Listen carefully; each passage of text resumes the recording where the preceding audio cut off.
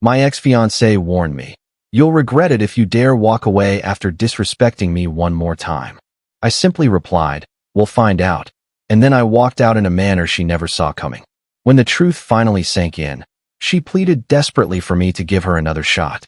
The original story, rephrased. I'm a 29-year-old guy. I was sitting in my car right outside the restaurant, peering through the glass as my fiancée, Celeste, 27, giggled along with her group of friends. It wasn't just giggling. They were gesturing toward her phone too. This was in response to my message asking where she'd gone. She was already 1 hour and 40 minutes late for our anniversary meal. This kind of thing had happened before. We'd been a couple for 3 years, engaged for 1.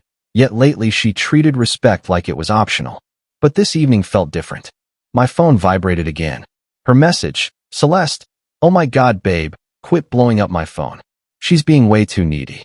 She was out having cocktails with the girls. She claimed she'd told me that morning. Except I never got any such text. I double-checked, triple-checked, then stepped inside the restaurant. Her whole table fell silent the moment they spotted me. Hey, you completely missed our anniversary dinner, I said. She rolled her eyes. Don't make a scene, Marcus. We can grab food literally any other evening. Her friend Jade smirked. Looks like someone's in trouble. He'll get past it, he always does. Then she turned to me. Babe, you're humiliating me right now. Just head home. I'll come by later. I responded. We have to discuss this. Right now. She groaned. Oh my God, seriously? Then to her friends. See the kind of nonsense I put up with. Outside, she folded her arms. What exactly is your issue? It's only dinner. It's not only dinner, I said. It's our anniversary. It's you showing up 2 hours late. It's you mocking the situation with your friends. You're acting overly emotional, she shot back. This is exactly why I sometimes need distance. You're smothering me. I'm finished, Celeste. This relationship ends here.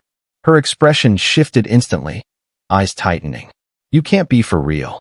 I'm completely serious, I told her. I'll remove my belongings this weekend. She moved nearer, lowering her voice. If you actually leave, you'll regret it forever. You have zero clue what you're giving up.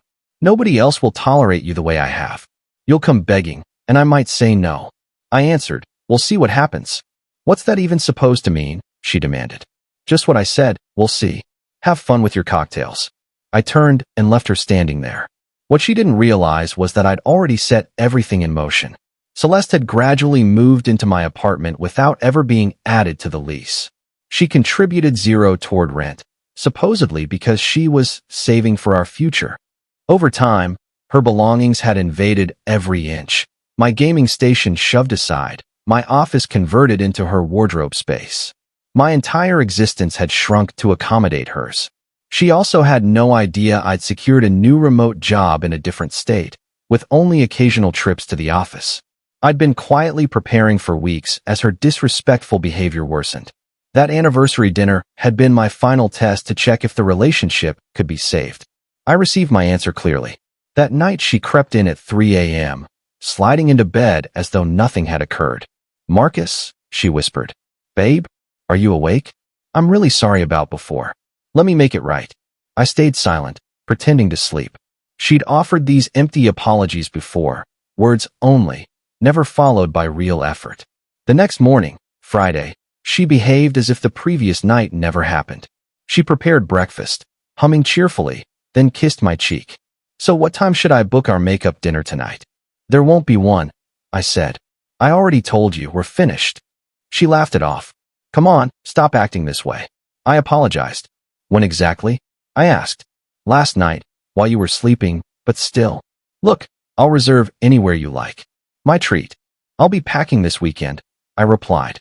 You need to arrange somewhere else to live. Her expression turned cold. You're not breaking up with me. And I'm not leaving.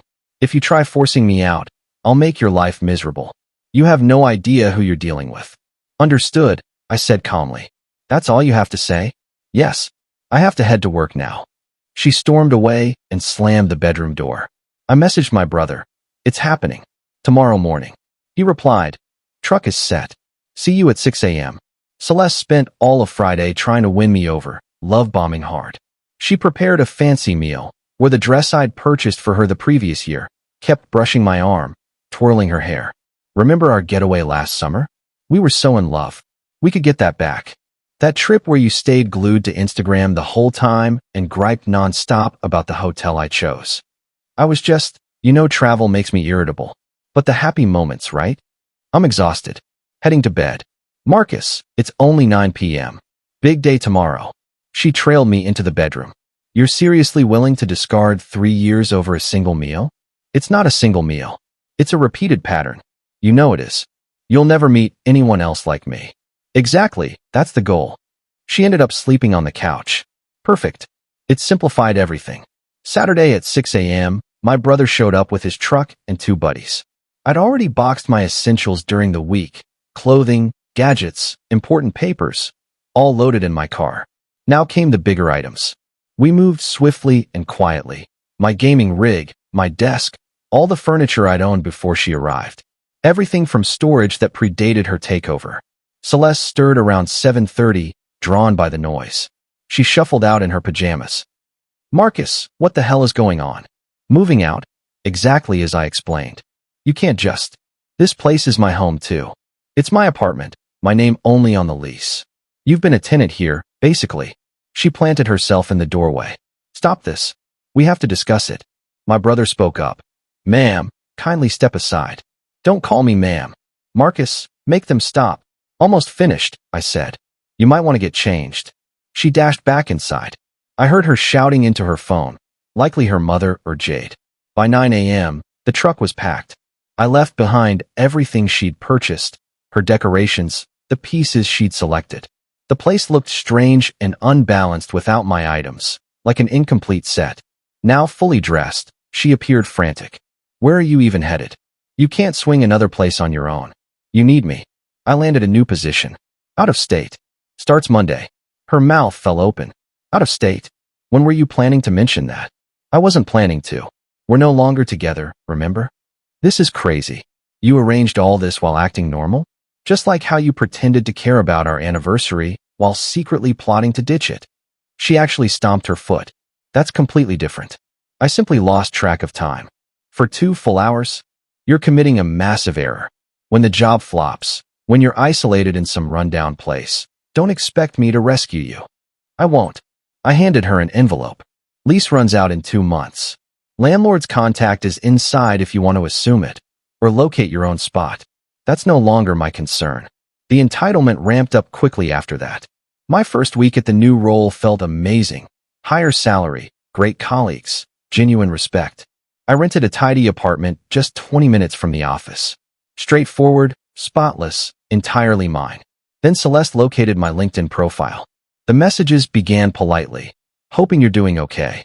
I've been reflecting on our relationship. Then they turned pleading. Please, let's just speak. We can fix this. Then furious. You're spineless.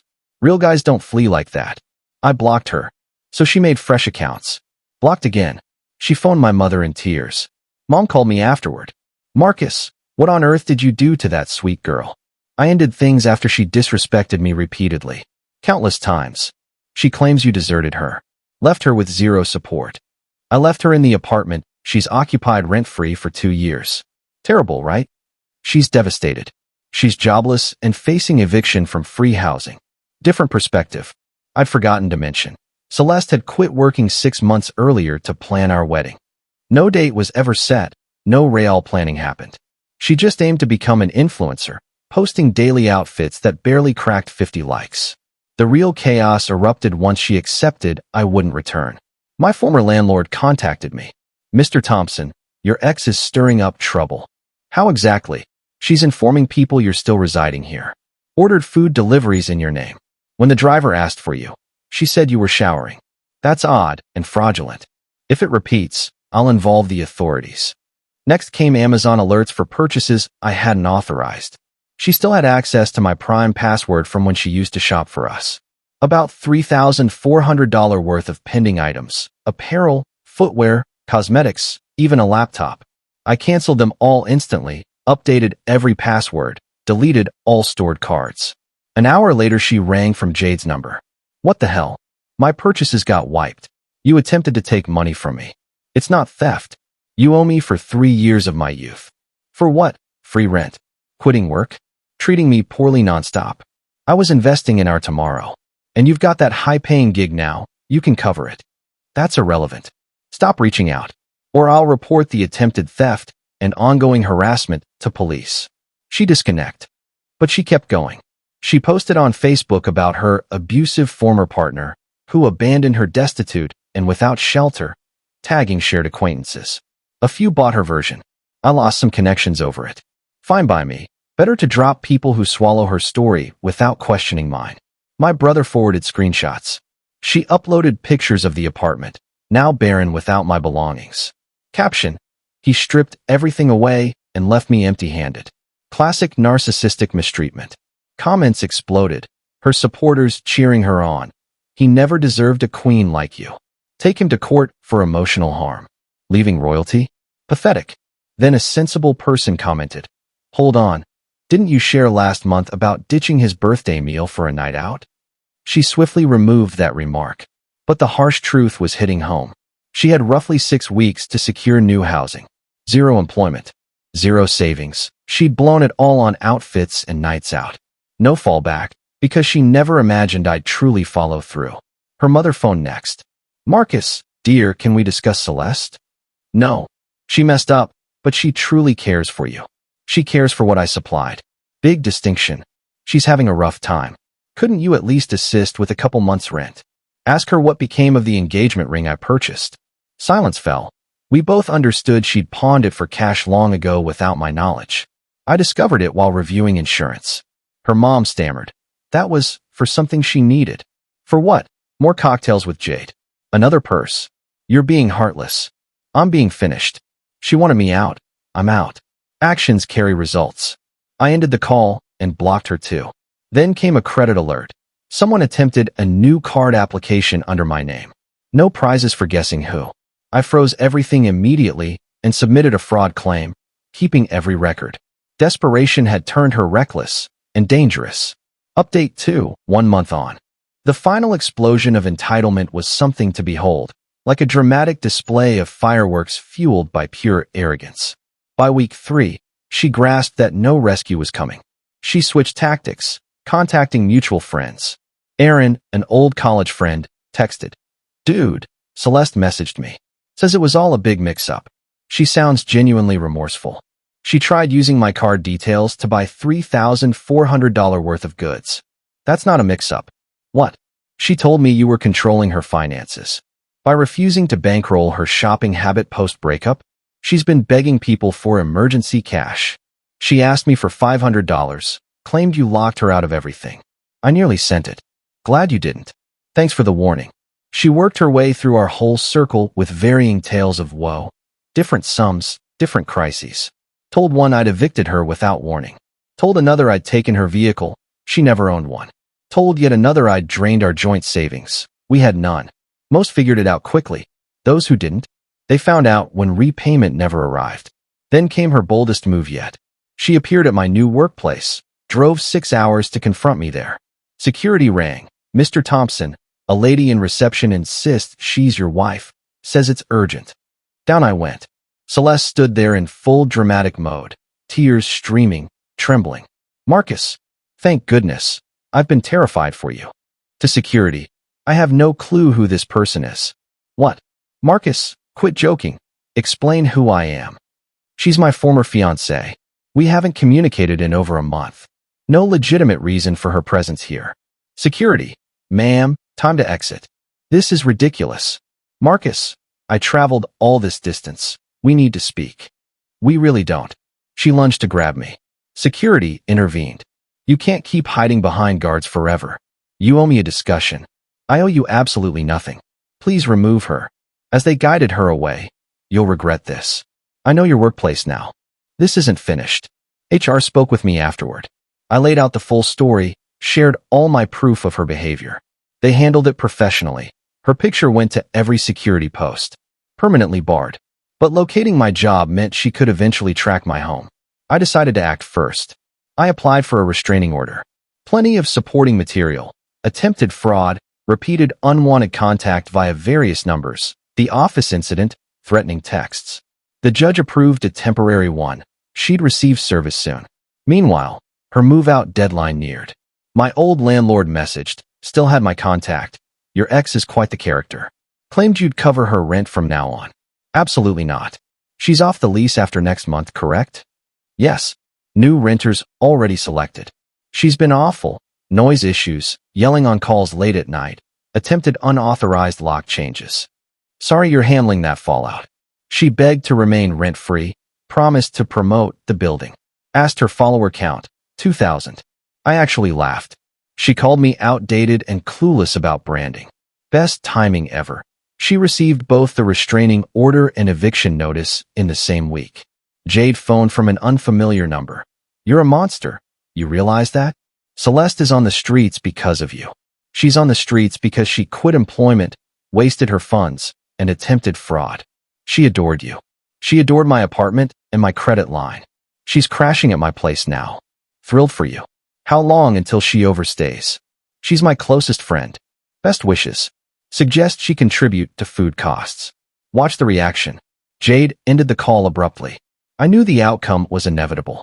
Celeste proved an awful roommate. I predicted 2 weeks. I was too generous. It lasted 10 days. Final update. 2 months later, the total breakdown felt almost tragic. Almost. Jade booted her after just 10 days. Celeste devoured all the groceries without restocking. Ruined Jade's high-end makeup, blasted phone talks at 3 a.m., brought home random Tinder matches unannounced, borrowed Jade's card for emergencies, more drinks and such. Jade messaged me later.